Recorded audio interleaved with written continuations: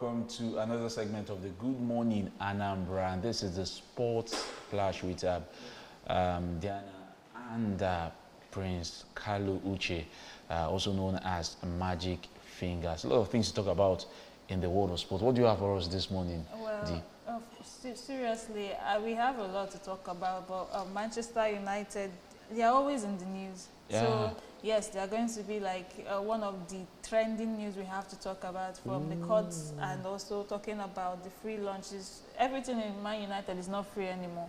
So we have to talk about that. And also the Nigerian Premier Football League, we have to talk about that as well. All right. Yes. So let's get going. Yes. And we have today with us Prince Emeka Kalu. Good morning, sir. Thank you very much. I hope you're happy to be here. Yeah, what would have caught my happiness is the sudden change of name. Uche has been added to my name. Well, it's good. Since I'm going by Diana today, it doesn't really matter who takes the Uche this time around. Well, now it's part of the dribbling of yes, football, now soccer. we talked about Manchester United, and I know you are you still a diehard fan of Manchester United? We need to talk about that. You know, the only thing that is permanent on earth is change. I am now multifaceted in my fan belief.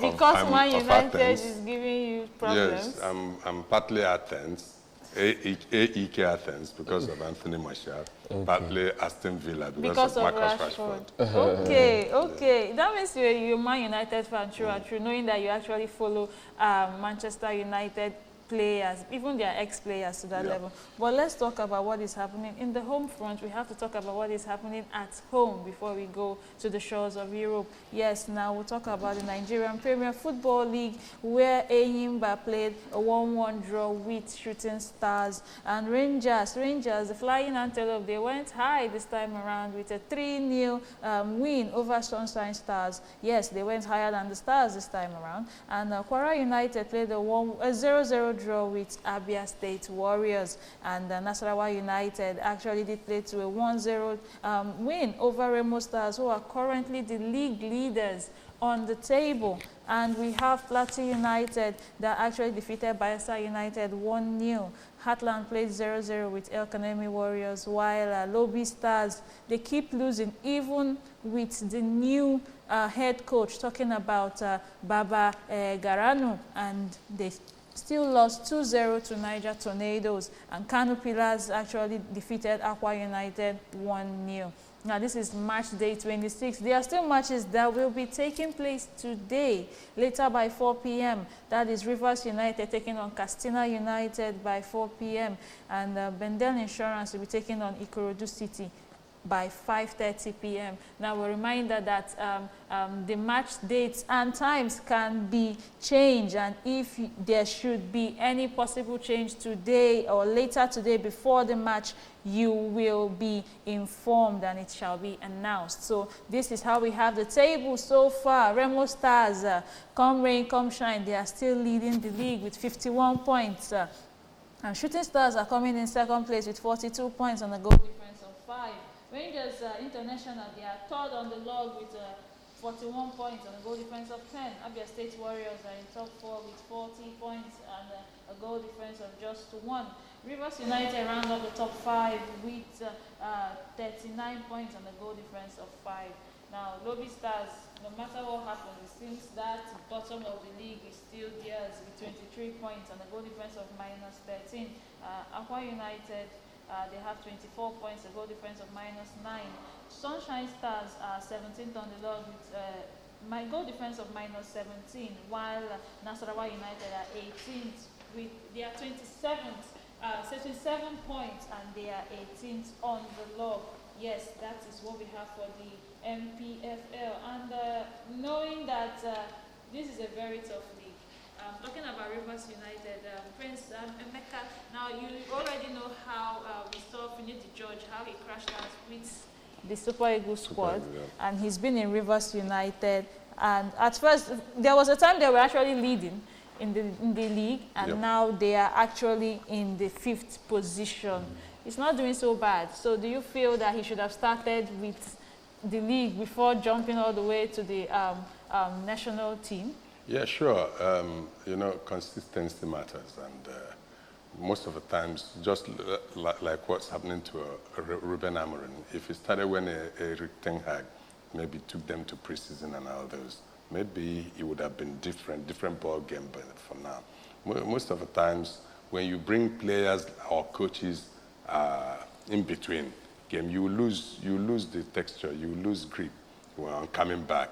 You know, John, it's just there. You can't compare a fully married person with a flirt. You know, flirting punctures you. You know, punctures your growth, your stability. So flirting with this, having to go national, having to come back local, they are not the same. You are not managing the same crop of players. So you come back, you may take what you have there for this place, and it doesn't suit. It doesn't work, yeah. And Obinna, talking about this same thing, we saw Amokachi actually resigned from Lobby Stars. So in the end, it's not just about the local league, it's how good you might actually be, isn't it? Yeah, of course. You know, I was going to raise concern about Lobby Stars. I'm like, Amokachi, you were there. You know, at a point, he resigned twice. At a point, you were going to become the coach of the national team, and you're struggling with a local team. So, although understandably, though, there have been lots of talks. You know, for example, the likes of Brownie there, who plays with Eyimba International, and then Ahmed Musa. You know, these guys have always come out to say there's need for improvement. You know, it's not just about buying players or paying for players or, you know, getting coaches or thereabouts. There's need for some elements of, you know, making the league more, not just exciting, but, you know, for, you know, making it more progressive, all right? Because we see this in situations of consistency. I do not think hardly any team wins the league, that's the MPFL league, you know, will I say not like... They don't win it back to back. Yes, exactly. They don't get to win it back to back. I think it's part of the reason why it's competitive. It's not just the competitiveness, because that's more like a smoke screen. You know, yes, it's not, but it's more difficult. It's more difficult now. Players no longer concentrate on just football alone. When they are going for away matches, lots of concerns. Are we, especially in some parts of the countries where we have issues with security or thereabout, there will always be that concern of, oh, I hope we are going and coming back. Or hope when we're going away to some part of the country that we are not going to be attacked by the away fans or something. So these are some of the issues that, you know, that has to be looked into by the NPFL and the Sports Commission as a whole. So when we begin to do that, we're likely to see more increase in terms of not just in terms of revenue, in terms of more followers, because most of the clubs at the moment do not make money off, you know, the fans. Most of the times it's more like free and all that. So a lot has to be done to probably improve. Yeah, I'm not saying probably that's an excuse for Amokachi to have resigned, because prior applying for that job... Well, it's clear why he resigned, because Lobby Stars are still at the bottom of the league. No matter what happens, they still lose matches, they still end there. So I don't know. Most people were vying for him to be that Super Eagles coach. People preferred him over Eguavon. People picked him over Eguavon. People wanted him or Amuneke or someone else, even way before Finidi George even took over. So I think it's quite a surprise that we are seeing a different ball game when it comes to Lobby Stars. You see, as a matter of fact, I like thinking outside the box. I like looking at things from a different perspective. One, look at Wayne Rooney in Manchester United. Wayne Rooney, as a player, was partly a bully and was very arrogant and disrespectful. But remember, Manchester United lost one Champions League because Ferguson refused to field Rooney. I think it was against Barcelona, so he refused to field him in spite of losing that game, because he went drinking, went clubbing the night before. breaking the rules. A little bit of English players have always exhibited that attitude. I don't know how old you were when Daniel Omokachi, Amuneke, Finidi Judge, Austin Eguavon, J.J. Okocha, when they were at their peak playing for the Super Eagles. Then you would have noticed, what's Amokachi's nickname? The Bull. The Bull. The Bull. He was more of a bully, more just like Rosman Holland, more of a fighter, a boxer, than a footballer. A skillful footballer. He wasn't as skillful as J.J. Okocha, and that's why they were envying him. They were envying Okocha because of what he did. But Amokachi, sorry to throw it as a little jab on Chelsea people, Chelsea fans, when Mourinho was a Chelsea coach, packing the bus and just bullying players. He never loved flexible players, skillful players. He wanted somebody who would just hit you, and that's so Amokachi had never been that technical, both in his game, and now you don't give what you don't have. So he has come up to the brass tag. The technical prowess is not really there. It's not there. Okay, now that is what we have for the MPFL. Hopefully, we get to see more from Lobby Stars, or they get relegated and another team takes over. In the end, the competition continues. I need to commend Rangers International. Yeah, definitely. We need to commend them. Yes, indeed. Knowing what they did last season, and now they are still in the top 5 this season. It's really, Electrical is doing so well with Rangers. Now, let's talk about another Nigerian superstar, talking about Africa's best. Yeah, it has been trending. Ademola Lookman and Gasperini, the saga, the Atlanta saga, what is happening in Bergamo. Now, the co-owner of Atlanta has come out to say that, that is talking about Steven Pagioka. He came out to say that Gasperini's comments about Lookman was a mistake. Now, in his words, he said, Gasperini's reaction was emotional, regrettable, a mistake that went against our policy and something we are not proud of. But I repeat, Gasperini remains a great coach. And we want to put this story behind us, and I think we did that with the 5-0 win in Empoli. We have a great coach, a very passionate one. He made a mistake by talking about an individual player. We have a policy at Atalanta that if things go wrong, we always take the blame and the responsibility, not the players. Let me ask you this. What did Gasperini say? Now, Gasperini... What exactly did he say? Now, after the match against Club Brugge, Gasperini, in his post-match comments... about the penalty. Yes, about the penalty. He said that Ademola Lookman was not supposed to take a penalty, that he is not the designated penalty taker. Retegi is. And he is one of the worst, if not the worst penalty taker he has ever seen. And that even in training, he loses penalties. Now, Retegi did lose a penalty he missed the penalty against Arsenal, which put them in the playoffs, and they were not in the top 8. He lost the penalty to Torino, and none of these comments were dished out, not once, even when they did fall from the top 8. Now, Ademola Lookman had to release his own statement saying that the way he was singled out is disrespectful and quite hurtful. So, knowing that the designated penalty taker told him to take the penalty. Everybody there said, please take the penalty. He did not take the ball. He did not struggle for it. That was not what happened. So he was instructed to do that, and he did exactly as he was instructed and missed. Now, also a reminder that Ademola Lookman scored the only goal in that match for Atalanta, even though they were losing 3-1 eventually. And he had come in from an injury. He was not 100% fit, but still came in and scored in 34 seconds. That's one of the fastest goals after being subbed on in the Champions League. It is one of the fastest goals in 34 seconds. So that is why the comments from Gasperini came with a lot of criticism and backlash. And this is what the owner of Atalanta is saying today. Yes, this is a statement he released talking about yesterday, saying it was a mistake.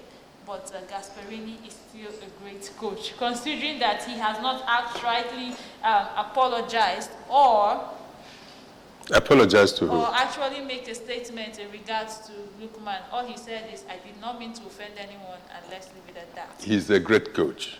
and he is highly courageous. A child without courage is like a knight without stars. This man is a wonderful coach, and who owns the authority, who stands in a place of authority to describe the player? Is it not the coach? What did he say that is offensive? He said, this person was not designated for that role to take the penalty shootout. They practice, they do this. Even he didn't fall close to the good penalty takers by his own assessment, by his reckoning as the coach, as the manager of this board. And there's a penalty taker. Whatever happened in the field is against the decision of the club or the coach, who has said, let this person take this penalty. In Manchester United, you see Bruno Fernandes taking the spot kicks. Even Rashford, that just came into Aston Villa, is the one taking their spot kicks, mostly corners and all those. Fine. If any of those people designated lost it, the coach wouldn't have bothered, because they continue to try to practice to correct it. So why is just sheer arrogance because he's an African footballer, and you sentiment because he's a Nigerian? That's just what you are. You sentiment. You're just defending the player, a player who had affronted the coach, who had come to say the coach was disrespectful. How dare Lookman say that? No, you know, I beg to make an exception. Go ahead. You know, of course. Okay. Of course, like I said the last time, it was, I believe, fans, us as Nigerians and, you know, football lovers, we took everything out of context. You know, like your point, the coach had it was actually an emotional situation. He needed to be there. He needed that win, and one of the reasons why Lookman was brought in, and somehow he lost the penalty. However, the statement he made was one that was full of pain, and at the same time, he was already losing the match. Of course, at So the same putting time, the blame on it was the problem. at the same time it was disrespectful, considering the fact that Ademola Lookman had over the few years contributed a lot to Atalanta. So the coach disrespected the player. Yeah, it was He- quite he- disrespectful, put him and under I the feel bus. That's it. that's one of. But I you're feel, already losing, I you're feel already that's down. You mean one your of- father no, can't it's not slap about you? whether he was. You mean your father can't it's slap not, you if you no, make it's not, you lose it's not, something? No, it's not about that. If that's one of the reasons why the club owner had to come out to say so, that Exactly. because you're sounding a wrong message. You remember what happened with Victor Osimhen in Napoli? Remember what happened Almost there? the same Of course, the club had the right to react in certain kind of way, but you have to consider the efforts this person has actually made in one given. And in the same Did he say Ademola is the worst player? He said that. Worst player? Did he say no, he's the worst he's the player? worst penalty taker. Thank you. That's what I'm So saying. what's That's the what I'm wrong? saying. It was a very emotional. How many has he scored? That's what I'm saying. It was a Ademola very. Lookman. Yes. It was a Out very. of 6 for them. penalties, he has scored 4. For them. So, Yes. For them. So he's Yes. taking. Now, the point is, who the point ordered is, him the to point take? is, the point is, it was a very emotional response. And I love how Ademola Lookman, responded. It wasn't a proud one. He just, He said, just came out, I feel hot. distressed. I Yes. feel hot and all that. And that's on average. Everybody should feel hot, even as parents. Then he doesn't want to learn. No. If he wanted Now, to learn, he please, wouldn't have felt before we move hurt. on, let us feel that way too. before we actually round off, let's talk about Manchester United. Like I said, they are always in the news. Now, the club has actually released a statement that they are going to cut off 200 more jobs, and they have stopped the free lunch at the cafeteria for the staff of the club, saying that they are trying to save at least £1 million on the lunch, and of course cutting off more jobs. Last year they cut off about 250 jobs, and knowing that there's up to 900 staff in Manchester United, and this time around they are saying 200 more will have to go because they are trying to save money. And the CEO says Manchester United has been losing money since 2019, so I don't know where the money is going to. They have increased ticket prices, they are removing free lunch, saying they should eat fruit instead. I know fruit is healthy, but this time it's around, a you don't force people it's a to eat football club. fruit. It's a football club and it's also a business. Whether Yes, I like it or not. it's whether you like it or not. Businesses Now, will want to. they are also saying some bonuses will have to go. So you are the Manchester United fan. Quickly, can you just give us a rundown of what you think might be happening eventually with this new statement, this transformation plan, like they called it? Current governor of Anambra State, Mr. Governor, came in and said he's bringing disruptive change. Disruptive change is a doyen of inconvenience. You won't be comfortable unless you want to embrace the change. In some establishments where people are paid at random sporadically what they don't deserve, a manager can come in and say, no, let's cut down on this. You cannot prepare omelette without breaking eggs.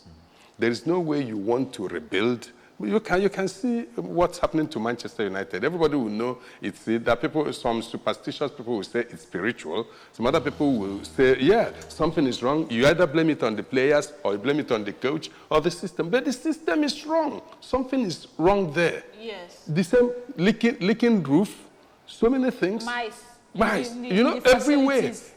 So decay, so much decay. So how do you bring these things back? You must bring policies that will impact negatively on people's convenience. If you don't bring it, you can't. If you don't close your eyes like justice, like the law, you can't give good, you can't take any decision. Okay, if well, it's emotion-based. Thank you very much for that. And with that, we come to the end of today's edition of Sports Splash. And of course, you have your own say about Manchester United, knowing you've been watching them. Quickly, can you just give them a word of advice, maybe? Okay, it is what it is for Manchester United. Hopefully, we get to see what the change can bring in the long run. I am Uchenna Diana Onubuagu. Bye for now. See you some other time.